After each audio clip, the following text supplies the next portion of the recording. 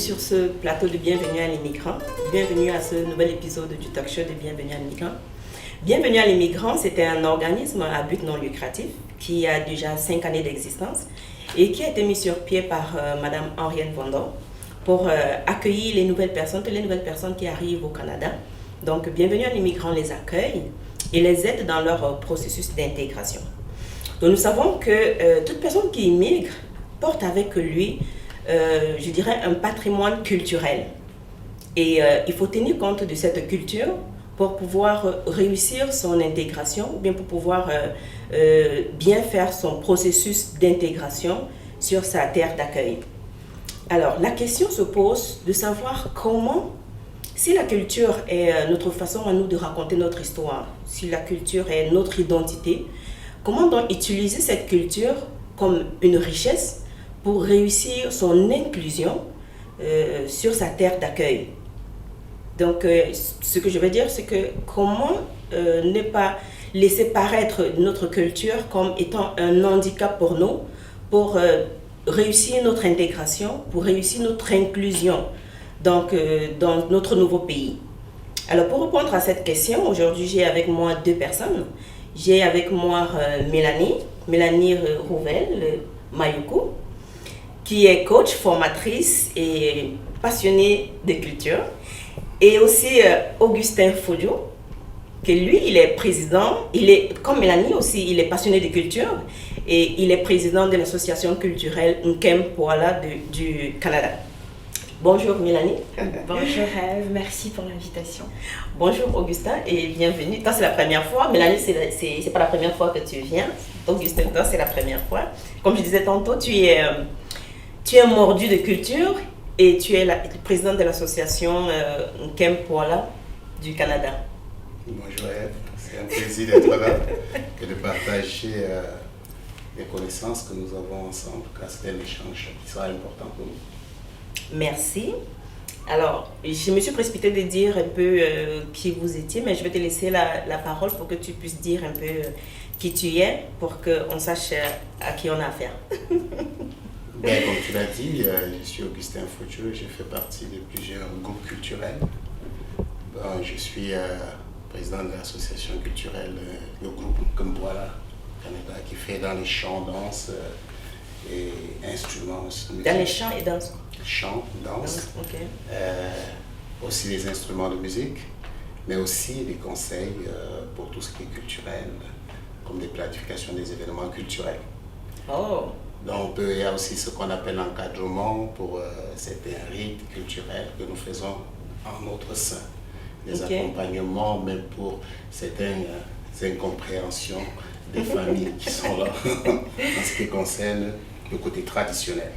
Ah ok, donc si je comprends bien, l'association a un volet d'accompagnement qui accompagne les familles pour une meilleure compréhension. Ça peut être une meilleure compréhension, ça peut même être dans les phases de deuil, comment comprendre, parce que ce soit les deuils, les événements heureux et tout, mariage, il y a toujours des étapes.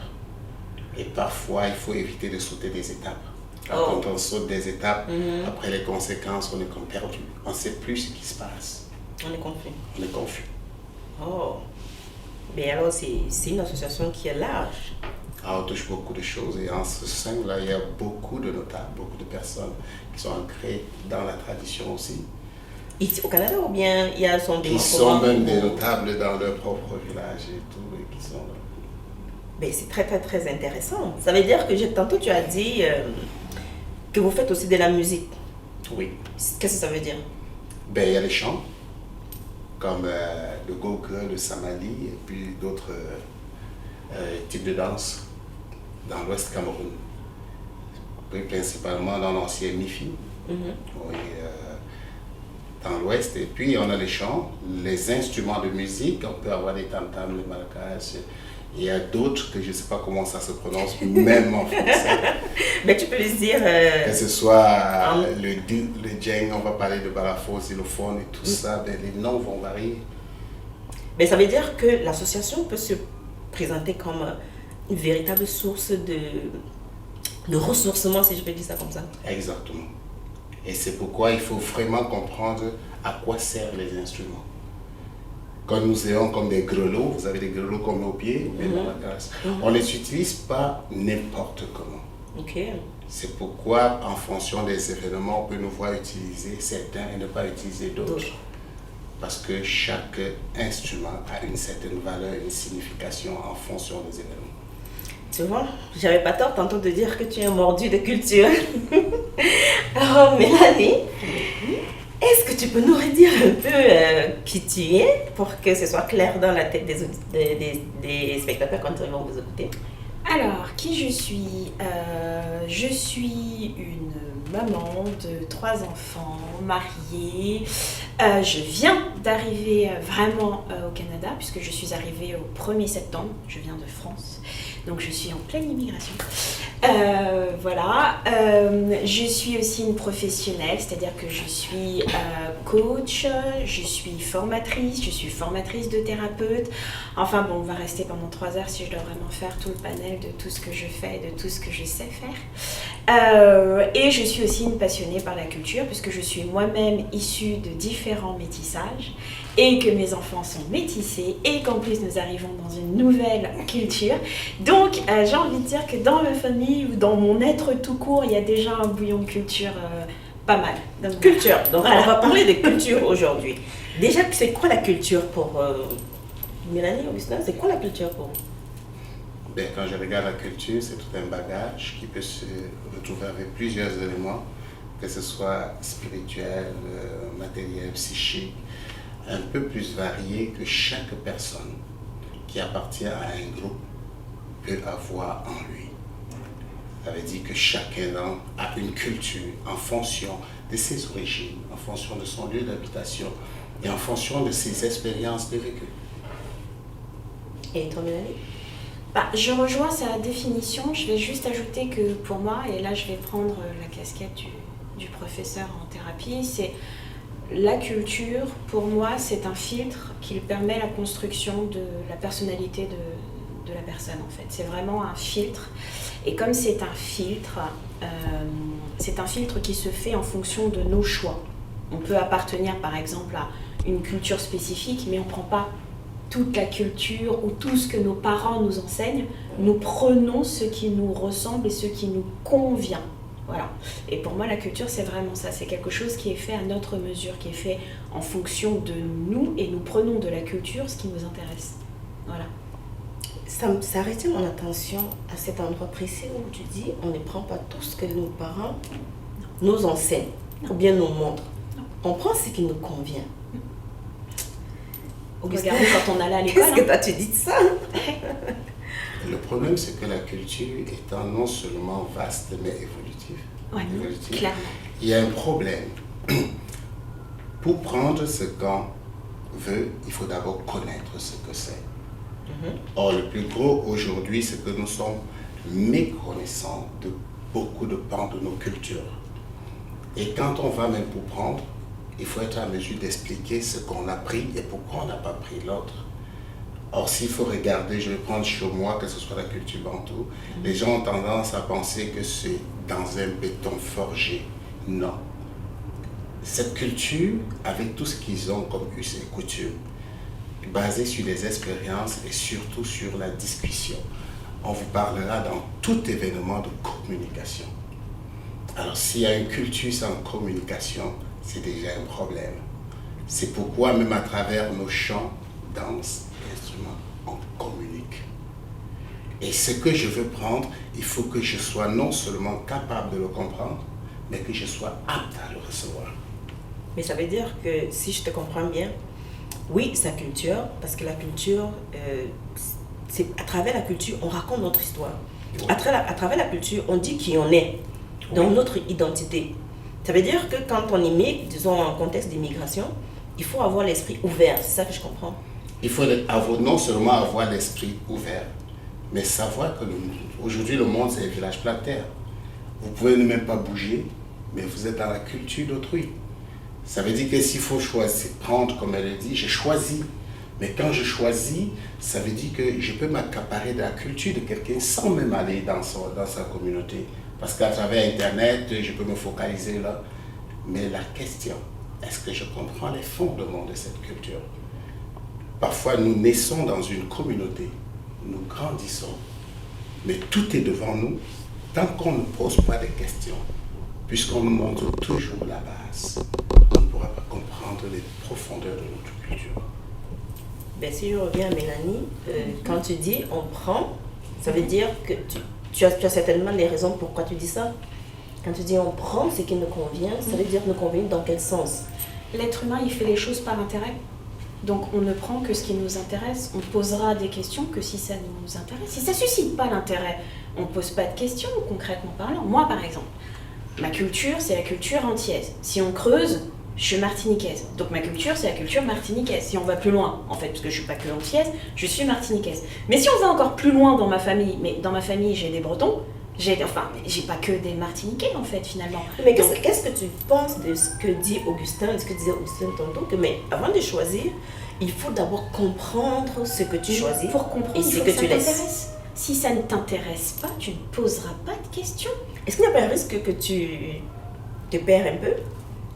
Admettons que c'est la construction de ta personnalité, tu deviens la personne que tu crées, donc c'est ok, c'est correct. Tu ne peux pas te perdre. Si tu ne sais pas que tu ne sais pas, ben tu ne peux pas te perdre, tu ne sais pas.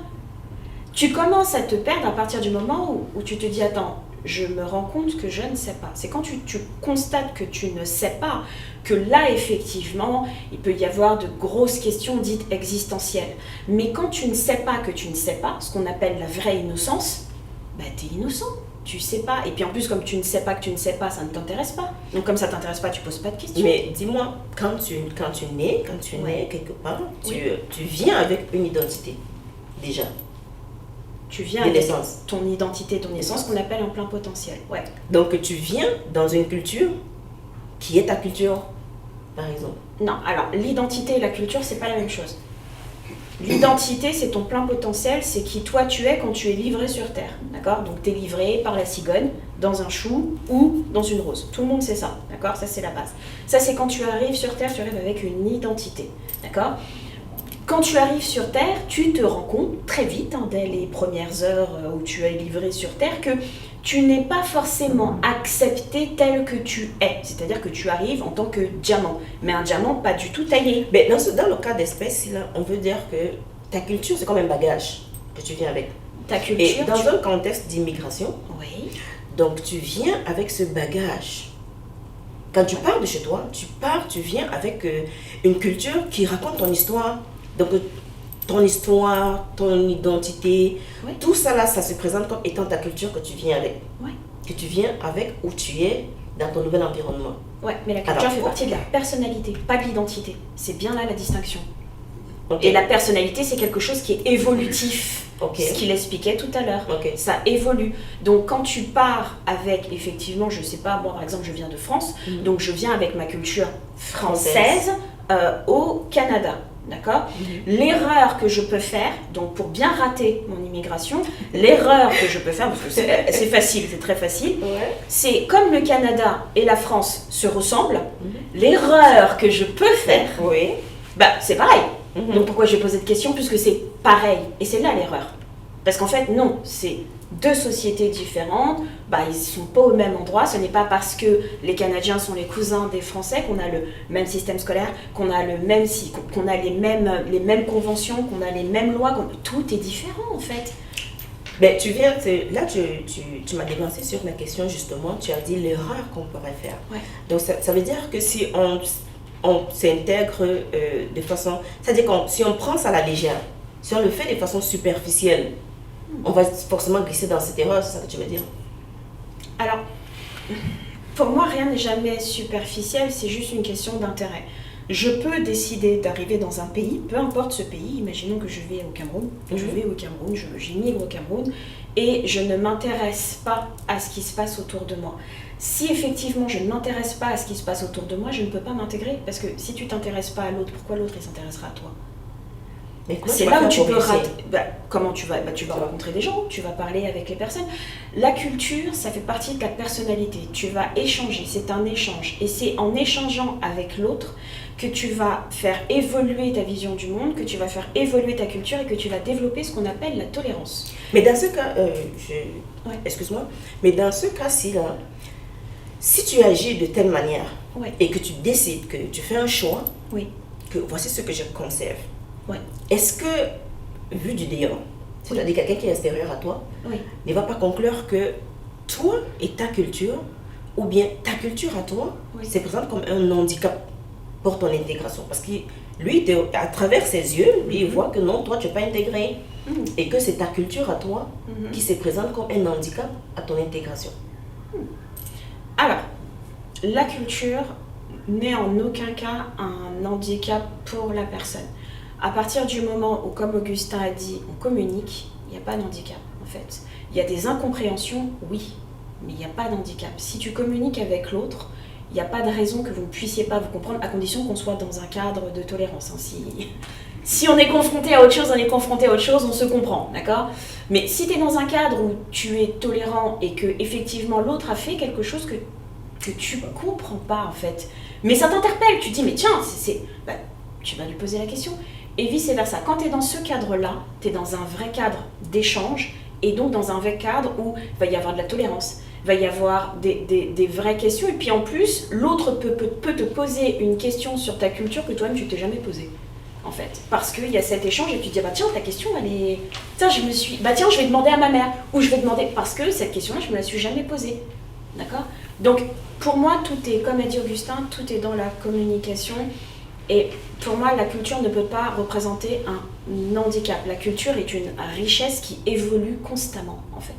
C'est une richesse, ce n'est pas un handicap. Ça devient un handicap à partir du moment où nous prenons la décision de rester fermé sur nous, sur notre monde et de pas communiquer, même avec les gens de notre propre famille, attention. Enfin. Mais je pense que toi, j'ai l'impression que tu voulais ajouter quelque chose. Oui, Parce il y a dit. quelque chose de fondamental qu'elle a dit aussi qu'on a tendance à ignorer.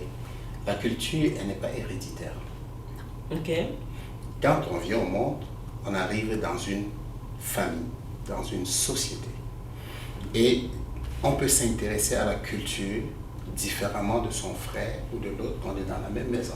Okay. Mais ceci vient de la façon dont on communique en famille. Vous avez d'autres enfants qui sont les premiers-nés, à qui on a tout donné. D'autres à qui on a pensé qu'ils vont aller à l'école, on a oublié de communiquer d'autres points de la culture. Mais quand on grandit dans son environnement, il y a beaucoup de choses qui vont nous permettre de comprendre notre culture. Mais quand j'immigre, quand j'arrive, la personne a une culture, j'ai une culture. La personne sait que je viens d'une culture différente. Je sais que je vais trouver une culture différente. Mais quand je connais ma culture, je m'intéresse parce que j'arrive. Qu'est-ce qu'il y a dans ce milieu? J'évite. J'évite certaines choses. Tant que je n'ai pas compris, je ne me lance pas n'importe comment. Je veux comprendre pour pouvoir leur présenter ce que j'ai. Quelque chose qu'on n'aura même pas à aller discuter pour chercher, c'est l'accoutrement. Je m'habille de façon culturelle comme j'arrive. Les gens vont trouver, oh, qu'est-ce qu'il fait? Pourquoi il s'habille de cette façon? Oh, ça ne va pas marcher, tu ne t'en sortiras pas. Oui et non. Je peux m'en sortir parce que je connais mon vêtement. Je peux ne pas m'en sortir parce que je ne connais pas le cycle de l'année là-bas. Ici, il fait froid, il fait chaud, il y a tout ça. Donc, je dois avoir ce qu'on appelle une adaptation, donc je dois évoluer. Quand j'évolue, je dois distinguer à quel moment je vais porter tel ou tel vêtement. Alors, je vais acquérir une partie de la culture par la façon de s'habiller. Mais en même temps, je fais des échanges.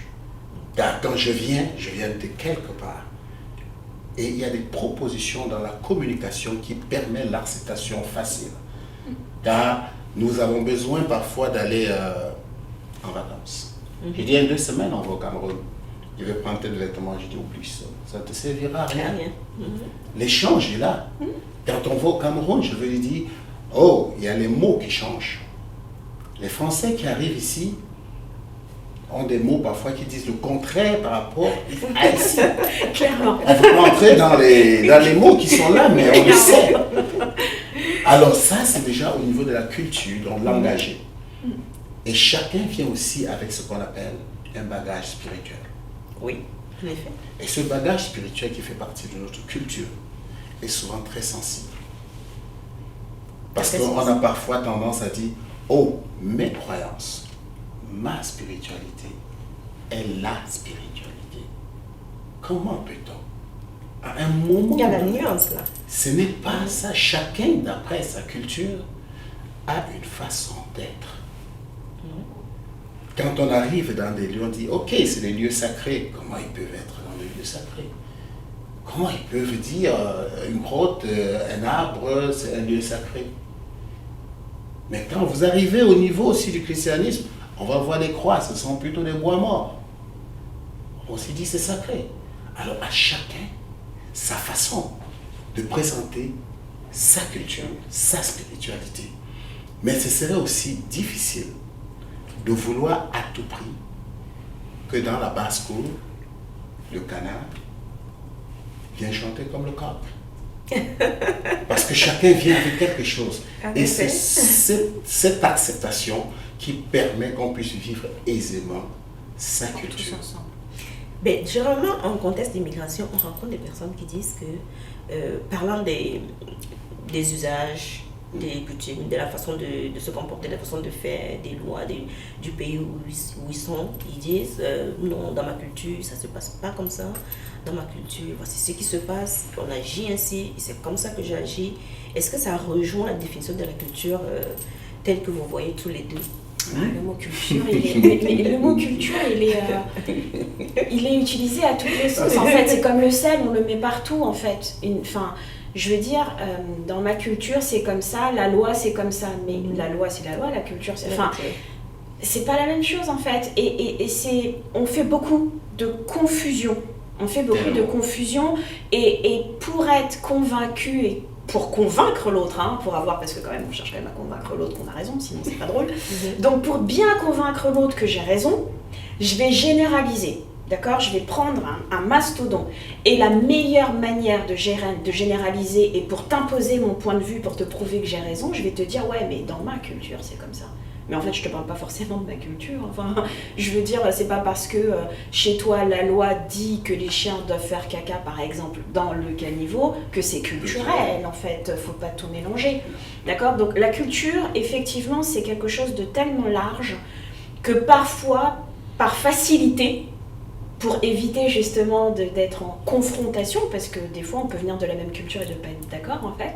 On va dire ouais non mais dans ma culture c'est comme ça, et puis quand l'autre il te dit oui mais moi aussi je viens de la même culture que toi, là tu vas te dire ouais mais dans ma famille, tu vas descendre d'un cran. Et même si on veut voir, ce que vous dites là c'est tellement important, nous sommes à Montréal. Ouais. Qu'on soit West Island ou bien à l'Est, il y a déjà une différence. Clairement, dans leur et dialecte. Quand on va encore dans les régions, ce n'est plus la même chose. C'est la même chose. Et si je veux prendre le cas du Cameroun où je suis, il y a des différences parfois dans des villages voisins. Et bien sûr. Alors ça veut dire que au niveau de la culture qui est large, il y a des gens qui vont utiliser ma culture, parce qu'ils veulent justifier quelque chose. Il n'y a rien dans la culture qui ne s'explique pas. C'est ça. Quand vous dites, dans ma culture, on fait ça parce que... On ne s'arrête pas de... On fait ça dans ma culture. Et on constate beaucoup que nous utilisons dans ma culture, on ne fait pas ça, dans ma culture. C'est ça. Et 2 jours après, dans ma culture, on fait ça parce que ça nous arrange. Justement, je rebondis là-dessus parce que ça nous arrange. Donc, il y a des personnes qui, disons, ça c'est vu de l'extérieur, qui sont comme, ils se refusent à, disons, avoir une ouverture d'esprit et se cantonner sur, dans ma culture, c'est comme ça que ça se passe. Et parfois, on va assister à je ne dirais pas une perte d'identité, mais à une confusion. Donc la personne est tellement confuse que ça impacte sa façon d'agir avec les autres, ça impacte sa façon d'évoluer dans la société où elle est. Et finalement, il y a des conséquences parfois dramatiques qui en résultent. Oui. Ouais, mais là, on n'est pas confronté à la culture. On n'est pas confronté à la culture, on est confronté à des désirs personnels. Ouais. On est confronté à de l'ego. À de l'égoïsme. Ouais. Moi. Parce que le problème au niveau de la culture, et tu vas voir des gens qui vont faire un tri et dire des choses qui ne vont pas parce qu'ils regardent au loin. Nous regardons tous dans nos rétroviseurs, on nous dit les choses sont plus proches qu'ils ne paraissent. Exact. Or, quand je regarde à travers une baie vitrée, tout est déformé. Clairement. Je prends un exemple simple. Quand je me rends dans mon village la première fois, je suis tout chrétien. Et je vois mon grand-père en train de faire un rituel ancestral. Je suis au loin. Et dans ma tête, j'ai un problème. Tu as une belle vitrine. Qu'est-ce qu'il dit? Ben oui. Qu'est-ce qu'il dit? Je suis au loin. Je vois sa bouche, mais je ne comprends rien. Rien. Alors, je m'arrange pour m'approcher la prochaine fois et l'écouter. Et quand je m'approche, il dit, c'est le chez toi. Tu as le droit d'être là. Moi, j'étais en train de dire, non, je ne peux pas être là. Il dit, c'est le chez toi. Tu as le droit d'être là. Et je l'écoute parler. J'écoute tout ce qu'il me dit. Quand je retourne, je suis dans telle église, j'écoute comme on dit, j'écoute les autres. Et je commence à faire des nuances. Mais jusqu'alors, je ne comprends pas. Il me faut des années pour m'en rendre compte pourquoi ce qu'il fait va me chercher sans intérêt. Alors qu'ailleurs, pour qu'on fasse la même chose, je dois le demander moyennant quelque chose. Mais je ne peux pas juger l'un ni l'autre parce que l'histoire vient renforcer certaines pratiques culturelles. Mais chaque peuple doit lutter pour maintenir sa culture parce que sans votre culture, on est voué à l'extinction. Ça me fait te poser une question. Et les jeunes qui immigrent étant enfants, n'ont pas choisi d'immigrer, ils sont venus avec leurs parents, ils immigrent, ils sont tout petits, ou bien ceux même qui naissent ici, comment est-ce qu'ils vont faire pour la culture? Tu as dit tantôt, si tu ne préserves pas ta culture, elle va s'éteindre. Oui. Quelle est la culture de ces jeunes? Puisque c'est les parents viennent avec leur culture, je reviens. Ses parents viennent avec une culture, et puis lui, il est né dans un autre pays qui a aussi sa culture. Quelle est sa culture à lui? La seule chose qu'il faut savoir, c'est que quoi qu'on fasse, il y a ce qui est héréditaire en nous, certains agirs. Mais le milieu où nous vivons nous façonne. Par contre, il y a des choses qu'on dit chasser le galop, chasser le naturel, il revient au galop. Chasser naturel, il viendra au galop. Quand un enfant naît ici, il est dans ma famille. Si je peux lui donner une culture différente, je dis tous les jours on mange fast-food. Alors, qu'est-ce qu'on attendra de cet enfant demain? Fast-food. Ça n'aura rien de voir avec ma culture, la culture du milieu où je suis. On est en ville, tout le monde court, les gens sont au fast-food. Mais j'ai été à Rimouski, c'est pas la même façon d'être. Alors chaque parent, là où il se trouve, doit trouver la façon de transmettre cet héritage. Sinon, son propre fils n'aura rien apporté au marché du donner et du recevoir. Nous ne demandons pas à nos enfants leur avis pour les envoyer à l'école. Doit-on leur demander leur avis pour leur montrer notre richesse culturelle? Qu'est-ce que tu en dis? Moi, je pense que, ayant 3 enfants, et on a beaucoup de culture dans ma famille, nous faisons des propositions. C'est-à-dire que nous expliquons certaines choses, nous expliquons certaines histoires, mais je pars du principe que l'enfant est un être humain et qu'il a le droit du choix. Donc il choisit ce qui va lui parler et en fonction de ce qui va lui parler, il posera des questions pour aller s'enrichir là où il semble la chose essentielle et importante. Moi, je veux dire concrètement que je suis riche de culture et j'ai pas posé des questions sur tout. Il y a des trucs où ça ne m'intéressait pas et j'y suis absolument pas allée. Et ça ne fait pas de moi quelqu'un qui est perdu de façon identitaire. Ça fait pas du tout. Je sais très bien qui je suis et je sais très bien d'où je viens. Il n'y a pas de problème. En fait. Et où tu vas? Et ça encore moins. Et ça, c'est mon métier de savoir où je vais. Mais en l'occurrence, ça n'a pas empêché ma construction identitaire et ça n'a pas tout bouleversé. J'ai fait des choix. Mais j'ai fait des choix parce qu'on m'a fait des propositions, en fait, clairement. On m'a fait des propositions, on m'a expliqué certaines choses, tu prends pas. Si ça t'intéresse, tu poseras des questions. Ça t'intéresse pas, tu poseras d'autres questions. Et c'est correct, en fait, comme on aime bien dire ici. Je commence à m'adapter, correct. Mais tu peux dire c'est ok aussi. Ici, c'est correct, on dit, donc c'est correct.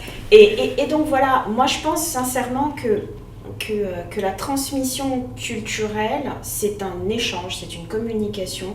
Et nous, en fait, notre métier en tant que parents, puisqu'il n'existe pas, le guide du bon parent, enfin le parent parfait n'existe pas, ça n'existe pas. Donc on transmet ce qu'on a du mieux qu'on peut. Et la personne qui est en face de nous a le choix. Moi, pour moi, un enfant qui est né au Canada est avant tout canadien. Et après, et c'est ça qui est important. Par exemple, moi, je suis née en France et je suis d'origine. Je ne suis pas née en Martinique, je suis née en France. Donc, je suis française d'origine. Je suis loin si j'étais née en Martinique, je serais voilà, mais là, je suis vraiment d'origine. Et donc, comme je suis d'origine, j'ai le choix. J'ai le choix. Je prends un peu de la France, j'ai le choix. Mon mari, il est congolais, mais il est d'origine congolaise. Il n'est pas né au Congo, en fait. Il est autant congolais que moi, en fait. Donc, du coup, c'est correct. On prend ce que l'on a besoin pour faire notre construction. Et effectivement, si plus tard, peut-être à 10 ans, peut-être à 15 ans, peut-être à 20 ans, peut-être à 60 ans, eh ben, on a envie de creuser quelque chose qui nous parle, que ce soit un culte ou peu importe, ça nous parle, on ira chercher l'information parce qu'elle est importante pour nous et la démarche, elle doit être très personnelle quand on parle de culture, quand on parle de spiritualité, quand on parle d'éveil, c'est très personnel. C'est vraiment ce qui va donner du sens. T'apprendre une culture pour t'apprendre une culture, ça ne fait pas de sens, la personne ne va rien retenir. Mais on va conclure. Avant de partir de ça, je voudrais seulement dire une chose, c'est que je regarde toutes les nations, il y a un âge auquel on sait que jusqu'à tel âge, il y a ce qu'on appelle l'enseignement obligatoire. 8 ans. Un enfant qui naît... Jusqu'à 8 ans 8 ans. Un enfant qui naît, on ne lui demande pas son choix pour changer sa couche. On ne lui fait même pas de proposition. Et quand on se retrouve qu'on a quelque chose à offrir à cet enfant, on ne fait pas de choix dans ce qu'on offre, on lui offre. Et si on veut choisir d'office pour le lui offrir en lui laissant comme des propositions, on participe déjà à son égarement. On n'est pas là pour savoir s'il choisira ça ou ça, je lui donne. Mais je lui dis, tu es dans une société. Et il faut savoir reconnaître les valeurs culturelles de cette société, en sachant ce que toi aussi tu apportes. Mais qu'est-ce qu'il peut apporter si je ne lui enseigne pas?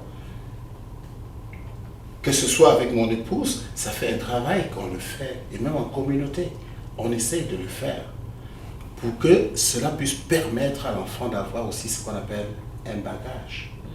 Plus tard, quand il grandit, il aura le choix. Parce qu'à l'école, on ne lui demande pas son avis pour lui inculquer des affaires. Moi, je dois faire pareil. Les amis dans la rue, il y a aussi ça que nous avons tous vécu. Quand je regarde où j'ai grandi au Cameroun, on avait de toutes les... Au Cameroun, c'est une multitude de cultures. Mais on est à l'intérieur et les jeunes ont trouvé un centre qui va les rejoindre. Mais chaque fois maintenant qu'ils sont confrontés à des difficultés évolutionnelles, on reconnaît ses origines par rapport à certains actes qui peuvent paraître pour savoir comment agir avec. Parce que quand je reconnais que cet enfant vient de tel coin et qu'il y a ça, je ne serai pas surpris et je ne dois pas le stigmatiser si je vois apparaître telle façon. Je vais seulement pouvoir l'accompagner et dire, mais ici, il faut faire la part des choses. Mais si moi, en tant que parent, je ne peux pas déjà aller faire ce discernement entre tous ces points culturels, qu'est-ce qu'il fera lui comme enfant? Ce sera plus difficile.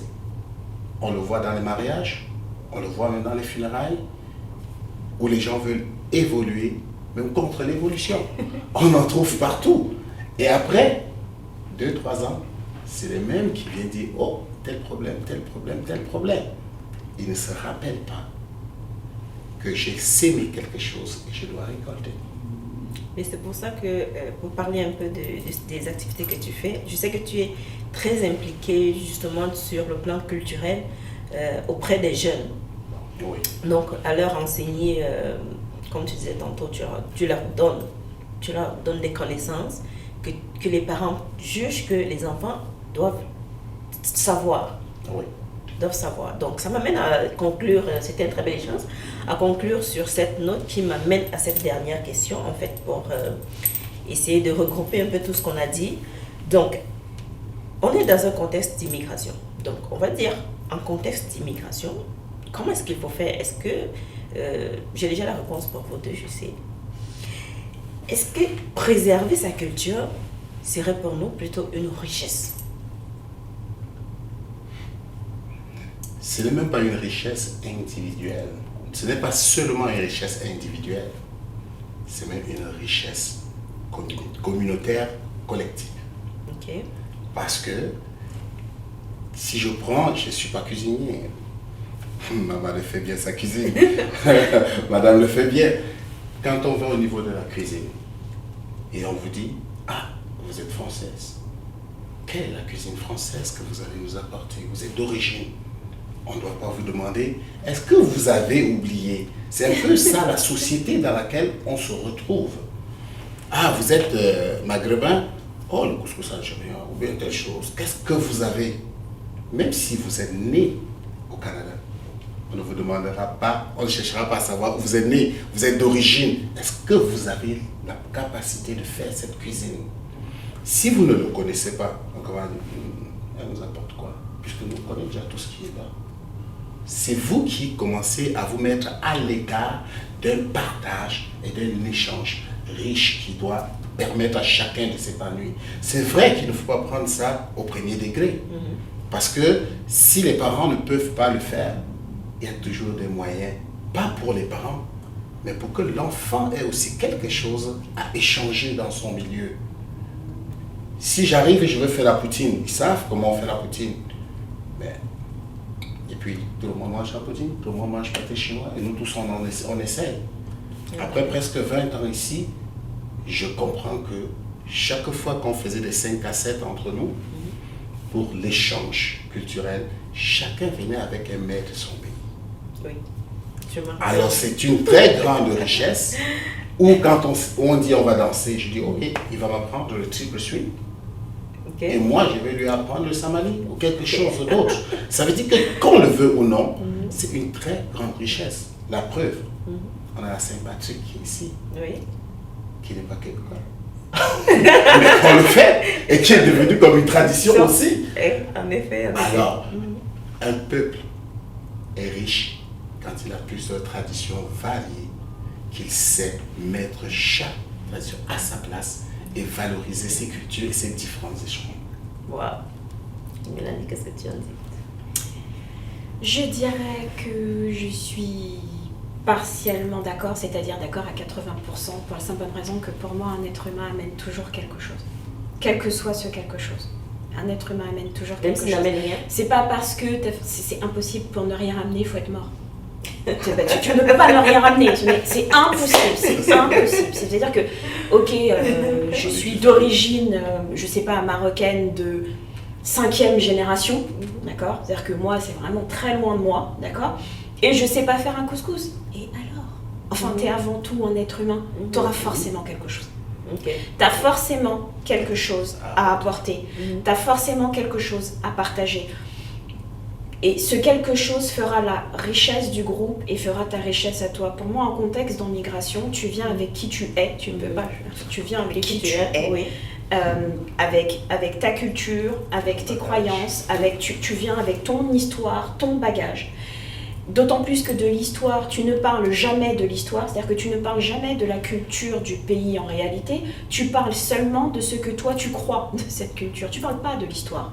Tu parles seulement de ce dont qui t'intéresse dans l'histoire. On raconte ce que l'on veut dans une histoire. Donc tu viens avec ton histoire, tu racontes ce qui te concerne toi, et dans ce qui te concerne toi, il y aura toujours une partie culturelle, une partie personnelle, une partie sociétale, et tu auras toujours quelque chose à donner. Toujours. C'est magnifique. Voilà. Est-ce que tu avais un dernier mot à... Non, mais ce qu'elle dit, c'est assez normal, c'est vrai. Okay. On a toujours quelque chose. Parce qu'on est issu quelque part et il y a ce qu'on appelle le vécu quotidien. qui nous enseigne tous les jours. Tous les jours. Quand on se retrouve à avoir une maman qui se réveille tous les jours à 5h30, au moment où on devient maman, on a cette idée qui rentre, je me réveille à 5h30 parce que je voyais maman le faire. On peut choisir de ne pas se réveiller, comme elle le disait, une proposition, mais on sait que pourquoi qu'elle se réveillait à 5h30 parce qu'elle avait des tâches à faire. Donc, dans la culture, il y a le vécu, il y a les aptitudes, il y a les habitudes. Donc ça, on a quelque chose à apporter. Mais nous, s'il faut donner ça aux enfants, il faut être présent. C'était un échange vraiment très enrichissant. Donc, on ressort de là, on retient que la culture, la diversité des cultures est vraiment une très grande richesse et c'est une richesse à préserver. Donc, je vous remercie énormément d'avoir répondu présent à mon invitation. Merci. Et à vous, je vous dis, je vous donne rendez-vous pour la prochaine émission. Merci, au revoir.